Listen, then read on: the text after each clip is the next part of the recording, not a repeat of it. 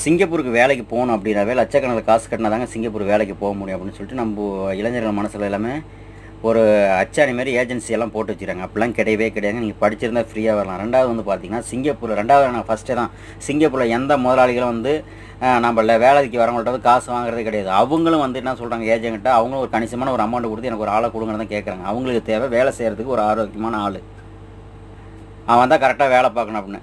இதுமாரி லேபருங்கள்ட்ட வந்து முதலாளி ஏதோ ஒரு டைம் விசாரிக்கும் போது ஏன் சாப்பிடாம கொள்ளாமல் வேலை பார்க்குறீங்க வைக்கிறீங்க, ஏன் இவ்வளோ நல்லா இருக்குன்னு கேட்கும்போது, ஏங்க நாங்கள் வந்த காசே கட்ட முடியலைங்க, இவ்வளோ கடன் இருக்குன்னு சொன்னால் நான் காசே வாங்கலையா, எப்படியா நீங்கள் இவ்வளோ காசு கட்டினீங்க அப்படின்னு சொல்லும் போது, இப்போ ஏஜென்சிட்டே அவங்க டேரெக்டாக சொல்கிறாங்க, நீங்கள் வந்து ஆள் கொடுக்குறீங்க, நீங்கள் காசு வாங்கினா கொஞ்சமாக வாங்குங்க. அவன் வாங்குற சம்பளம் ஒரு $600 $700 நீங்கள் வந்து $3000 $4000 வாங்கினா வருஷமே வந்து அவன் சாப்பிட்டுக்கிட்டு அடைக்கிறது ஒரு வருஷம் 2 வருஷம் ஸ்பாயில் ஆகுது. அவன் வேலை செய்யாமல் ஊருக்கு போயிடறான், சரியாக வேலை பார்க்க மாட்டேங்கிறான் அப்படின்னு சொல்லிட்டு ஏஜென்சிகளை வந்து சிங்கப்பூர் முதலாளிங்க கண்டிக்க ஆரம்பிச்சிட்டாங்க. அதிக காசு கட்டி சிங்கப்பூருக்கு வராதிங்க.